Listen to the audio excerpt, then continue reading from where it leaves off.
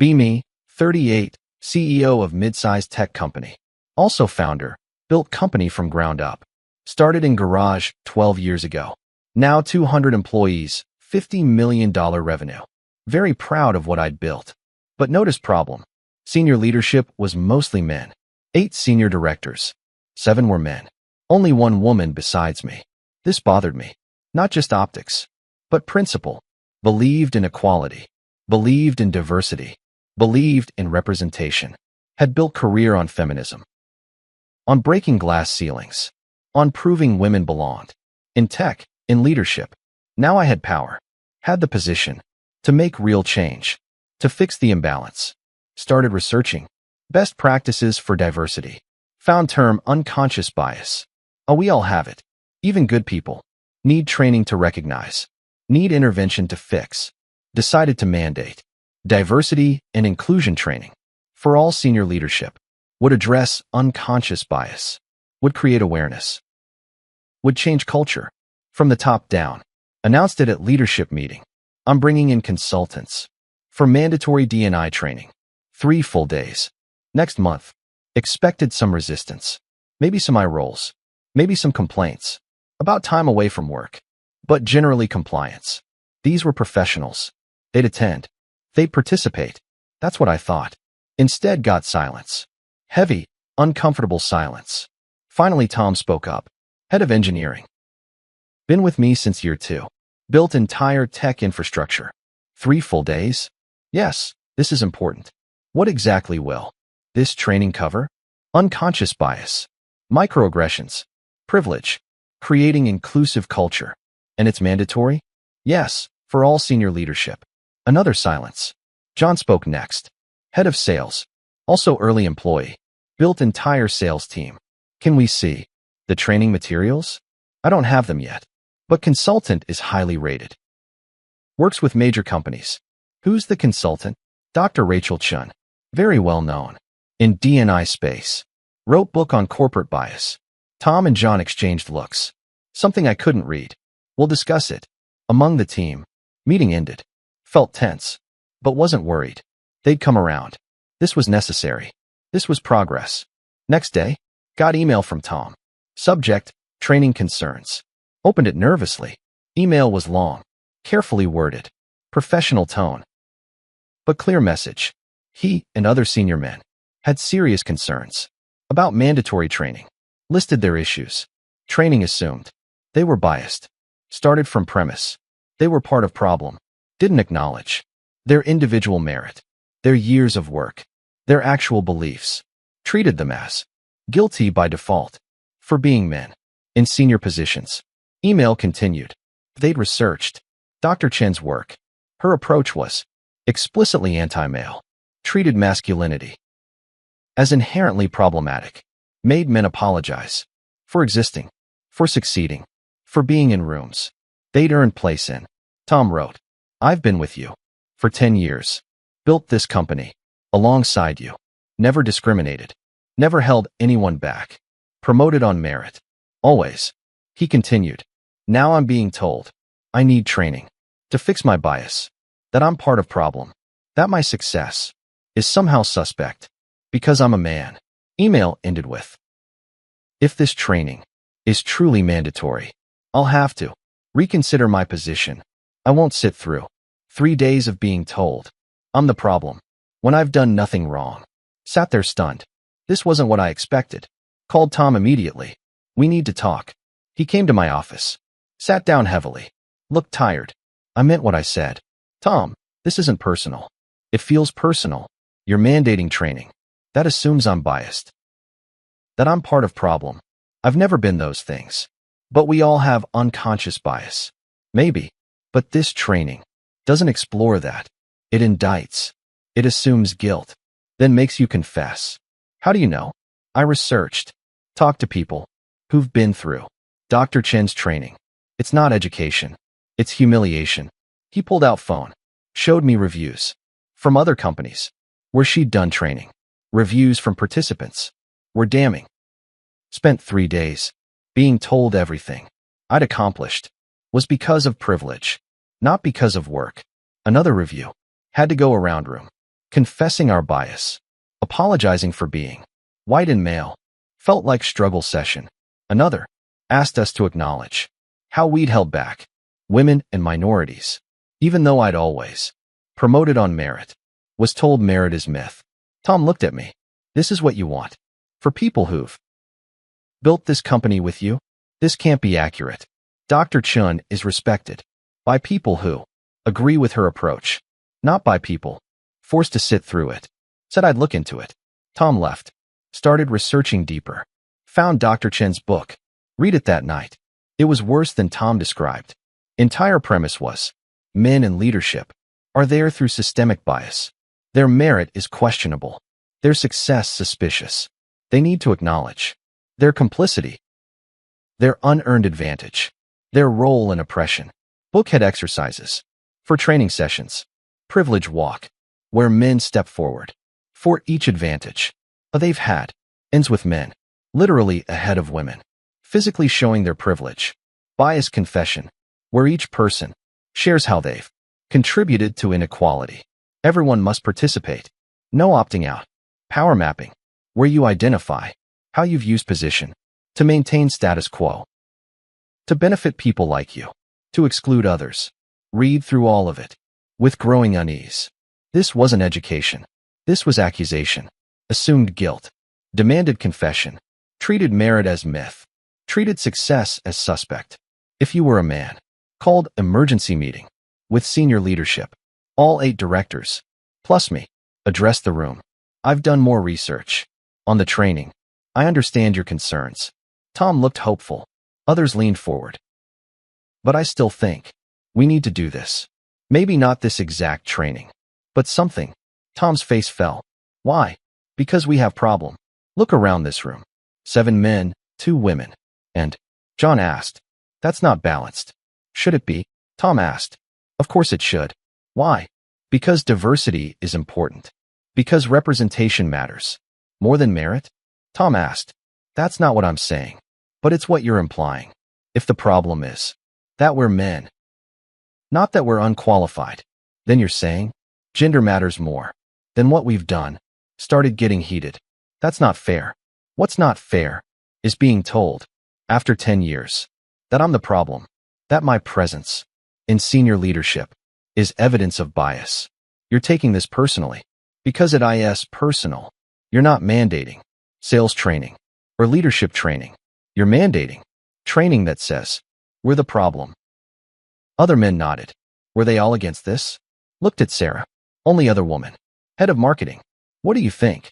She looked uncomfortable. Honestly, I think they have a point. What? These men have always treated me as equal, promoted me, paid me fairly, respected my work. I don't think they need training that assumes they're biased. This felt like betrayal. Sarah was woman, should understand, should support this. But don't you want more women in leadership? She nodded. Of course, but not by making these men feel like they don't belong, like their work doesn't matter, like they're guilty for being here. Meeting ended badly. No resolution, clear division. Decided to move forward anyway. This was too important. Sent out email. Training was mandatory. 3 days next month. Everyone must attend. No exceptions. Over next week. Got 3 resignations. Tom first. Email was formal, professional, but clear. After much consideration, I'm resigning my position. Effective 2 weeks from today. I've enjoyed building this company, but I won't participate in training that assumes I'm part of problem for being successful while male. He continued. I've always promoted based on merit, always treated people with respect, never discriminated, never held anyone back.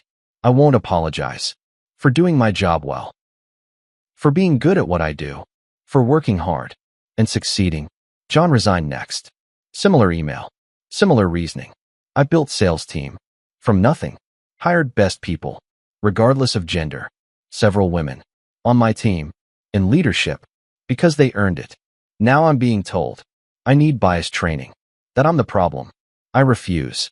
3rd resignation from David, head of product. I've worked here 7 years, loved every minute. Until now, until being told, my success is suspect. My position is problematic. My presence is problem. Because I'm a man, I won't stay where I'm not wanted, where what I've done doesn't matter. Sat in my office, in shock. 3 of my best people, core leadership team, people who'd built this company with me, walking away, overtraining, called emergency board meeting. Board consisted of me, 3 investors. All were concerned. You're losing key leadership over diversity training? They don't understand how important this is. Do you understand how important they are? One board member, investor who'd been with us from Series A, spoke carefully. I support diversity, always have, but losing 3 senior leaders over mandatory training, that assumes their guilt. That's a problem. He continued. Have these men actually done something wrong? They're part of system that keeps women out. Are they though? Or are they just good at their jobs? Have they discriminated? Not that I know of. Have they held women back? Not explicitly. Then what's the training for? To address unconscious bias. To create awareness. By assuming they're guilty? By making them confess to bias they may not have? That's not training. That's accusation. Other board members agreed. This was becoming problem. Not just losing people, but company morale. Other employees watching, seeing senior men forced into training that assumed their guilt, then resigning rather than participate. Was this right approach? Started doubting myself. Called mentor, woman who'd helped me build the company, former CEO herself. Told her everything. She listened quietly, then asked questions. Have these men actually been problems? No. Have they discriminated? Not that I've seen. Have they held back women's advancement? Not really. Then why the training? Because the numbers don't look right. 7 men, 2 women. But are those 7 men? They're on merit? Yes. And they've been good leaders? Yes, very good. Then what's the problem? The optics, the imbalance, the representation. But if they earned their positions, if they're good leaders, if they treat people well, then the problem isn't them. It's your pipeline. What do you mean? You need to hire more women, develop them, promote them when they're ready, not force men out or make them apologize for being there. She continued. Diversity training. That assumes guilt. That demands confession. That treats merit as myth. That doesn't create diversity. That creates resentment. Started researching alternatives. Found different approaches to diversity. That didn't start with assumption of bias. That didn't demand confession of guilt, but focused on building better pipeline, creating opportunities, mentoring and developing all people, including women. Called meeting with remaining leadership. 5 directors now, plus me. 3 had resigned. Room felt empty. I've been thinking about feedback you gave, about the training. They waited cautiously. I still believe we need more diversity, but I was wrong about the approach. Tom looked surprised. He hadn't resigned yet. Was a notice period. What do you mean? The training I chose started from wrong premise. Assumed you were problem. Assumed guilt. Assumed bias. Without evidence. So you're canceling it? Yes. Room visibly relaxed. But I still want to address diversity. Just differently. How? By building better pipeline. By mentoring women. By creating opportunities. Not by forcing out people who've earned their positions. That makes sense. Tom said quietly. That I can support. Others nodded. This felt better. More collaborative. Less accusatory. Sent email to Tom, John, and David, apologizing, explaining new approach, asking them to reconsider. Tom responded first. I appreciate apology and new direction, but I'm still leaving. Why? Because the fact that you assumed we were the problem, that you didn't ask, just mandated training, that assumed our guilt, that showed me how you really see us. He continued. You see us as men in power, not as individuals who've worked hard, who've earned positions, who've done good work. I can't unsee that. Can't work somewhere where I'm viewed that way. John's response similar. The training was symptom of bigger problem. You see diversity as more important than merit. See our presence as problem to fix, not team to value. David wrote, I stayed at smaller salary than I could get elsewhere because I believed in this company, in what we built, in the team, but being told I need bias training when I've done nothing wrong. That broke my belief. All three were gone. Within a month, company struggled immediately. Tom's replacement couldn't manage engineering team. Projects fell behind. John's replacement couldn't hit sales targets. Revenue dropped. David's replacement couldn't manage product roadmap. Launches delayed. Within quarter, we missed every target. Clients complained. Employees worried. Board was furious. One board member called me directly. You destroyed your leadership team over diversity training that you then canceled after they'd already quit. I was trying to do the right thing. The right thing was valuing the people you already had who were doing excellent work. Instead, you assumed they were the problem because they were men. Started seeing impact on remaining employees. Other senior men were looking for exits. Felt vulnerable. Felt targeted. If I do this to Tom and John, longtime loyalists, what would I do to them? Women in company were divided. Some supported my diversity push.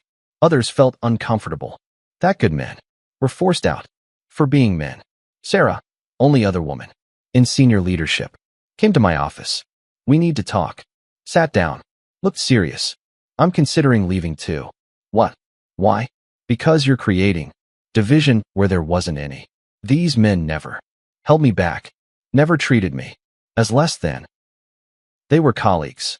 They were friends. She continued. Now you've made it about gender. Made them the enemy. For being male. For being successful. That's not right. But we need more women. We do. But not by driving out good men. Not by assuming they're the problem. Build the pipeline, like you said. But don't tear down what's already working. Started really understanding what I'd done wrong.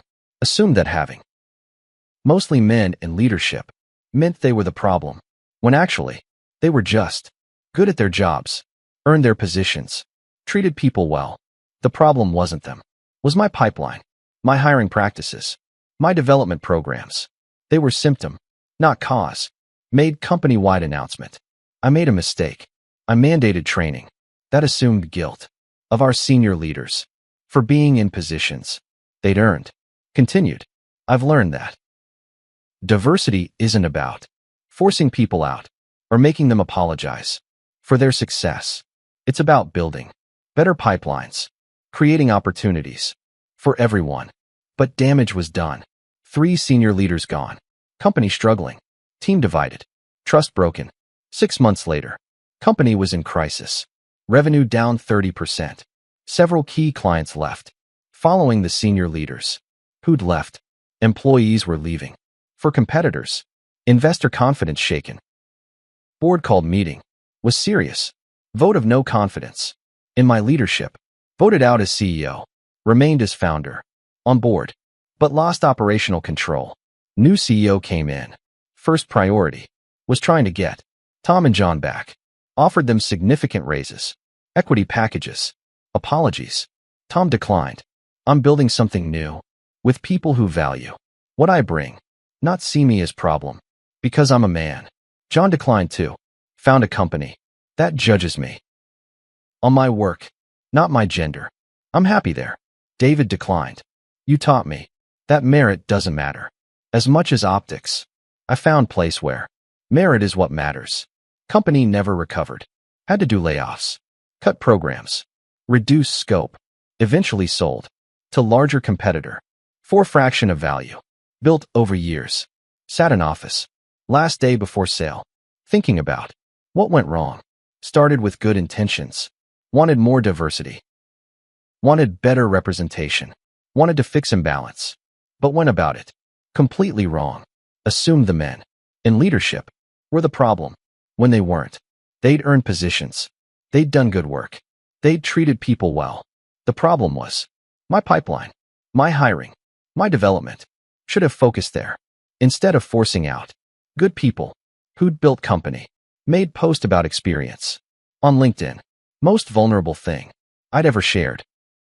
How I destroyed my company. By mandating diversity training.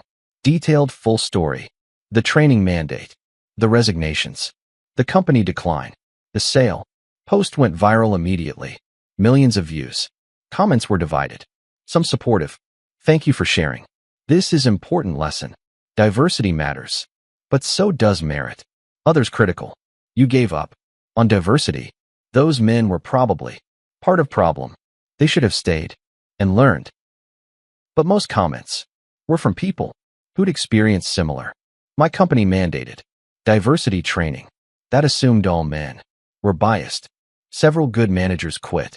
Another, I was forced through training like you described. Spent 3 days apologizing for being white and male. Left the company. They lost good people. Another, I'm woman in leadership. I oppose this kind of training at my company because the men I work with are good people. Don't need to be told they're the problem. Started consulting with other companies about diversity, teaching what I'd learned. Hard way. Diversity matters. Representation matters. But approach matters too. Can't assume guilt. Can't demand confession. Can't treat merit as myth. Can't see people as just their gender. Instead, focus on building pipeline, creating opportunities, mentoring everyone, judging on merit, while actively working to expand. Who gets chances? This works better. Creates actual diversity without creating resentment, without losing good people, without destroying teams. One client asked, but how do you address unconscious bias? If not through training, through awareness, through conversation, through accountability, but not through assumption of guilt. Started speaking at conferences about this experience, about what I'd learned. Always controversial. Always divided audiences, but always necessary. Because many companies making same mistake, mandating training. That assumes guilt. That demands confession. That treats merit as myth. Then wondering why good people leave. Why teams fracture. Why companies struggle. Current reality. 5 years after. Company I built is gone. Absorbed by competitor. Team scattered. Tom started his own company. Very successful. John is VP sales. At Fortune 500. David is CPO. At major startup. All thriving. All in leadership. All valued for merit. Not questioned for gender. Meanwhile, I rebuilt career. But differently. Now teach. About diversity done right. About inclusion that includes everyone, including men who've earned their place. Final lesson learned. Diversity matters. But so does how you pursue it. Can't force people out. Can't assume guilt. Can't ignore merit. Can't treat people as just their demographic. That doesn't create diverse teams. Creates resentment. Creates division. Creates failure. Better approach. Build the pipeline. Create opportunities. Mentor actively. Judge on merit. While actively expanding. Who gets developed? Who gets chances? Who gets promoted? That creates real diversity. That values merit. That builds teams. That works. That's what I learned. After destroying company. By mandating diversity training. That drove out best people for being men in positions they'd earned. Don't make my mistake.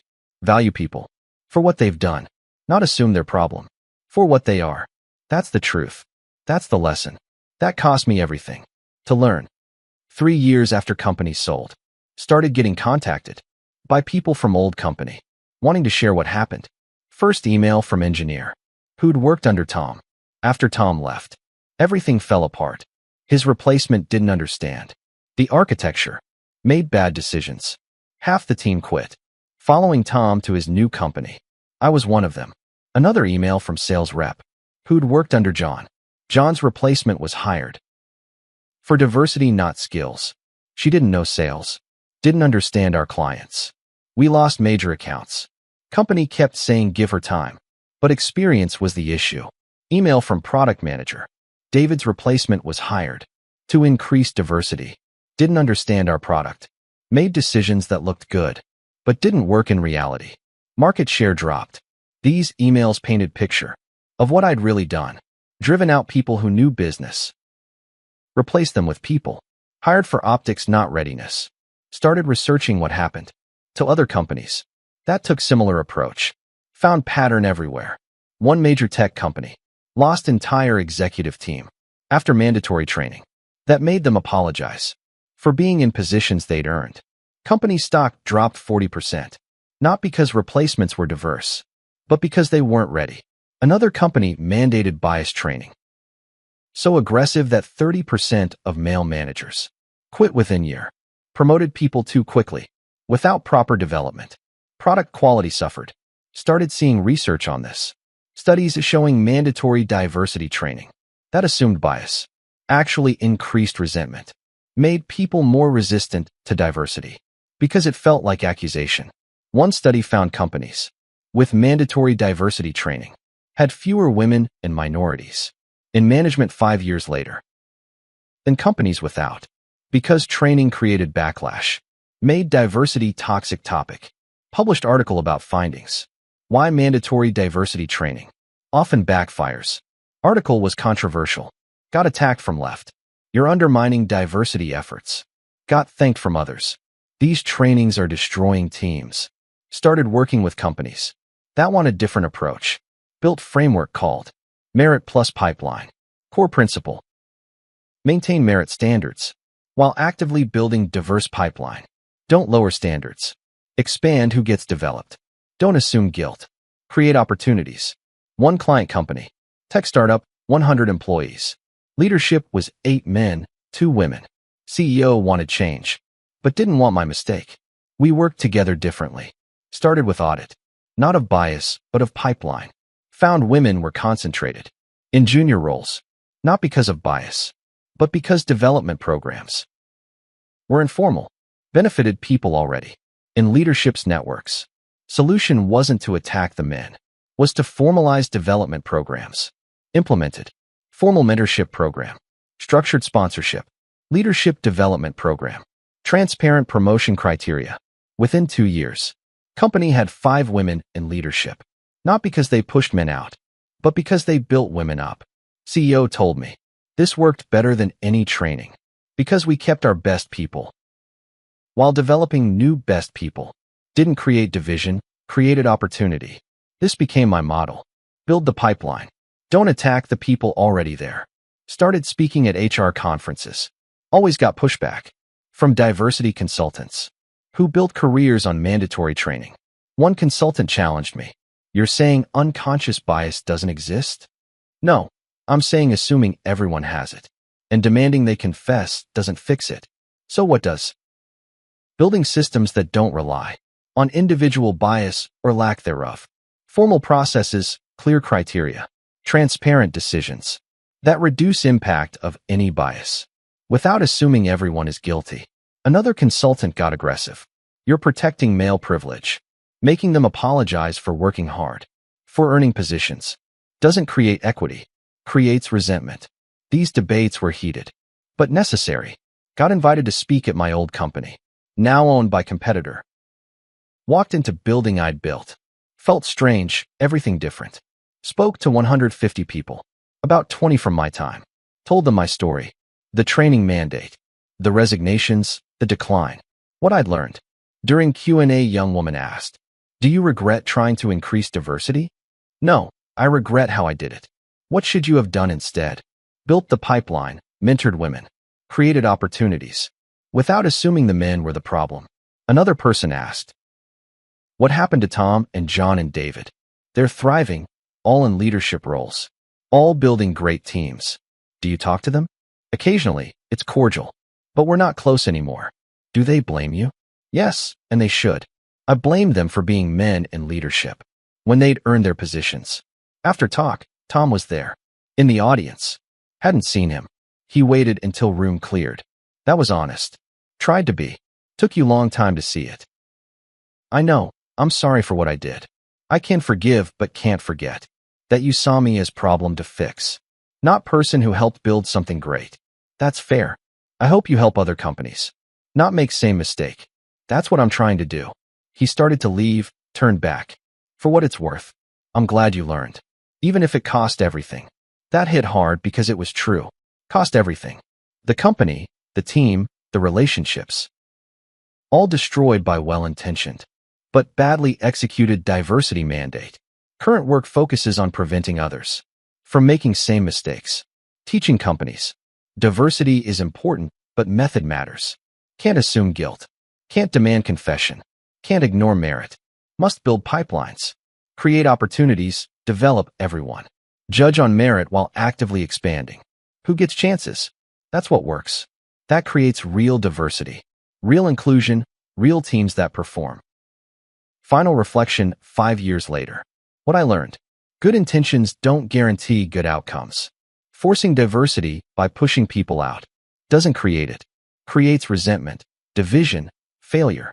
Real diversity comes from building people up, not tearing people down. Creating opportunities, not assuming guilt. Valuing merit while expanding access. That's harder, takes longer, requires patience. But it works. It creates teams where everyone earned their place. Where no one is assumed guilty. Where diversity exists because pipeline was built right. Not because good people were forced out. That's what I teach now. That's what I learned. After destroying company I built. By mandating training that drove out best people for being men who'd earned their positions. Don't make my mistake. Build the pipeline.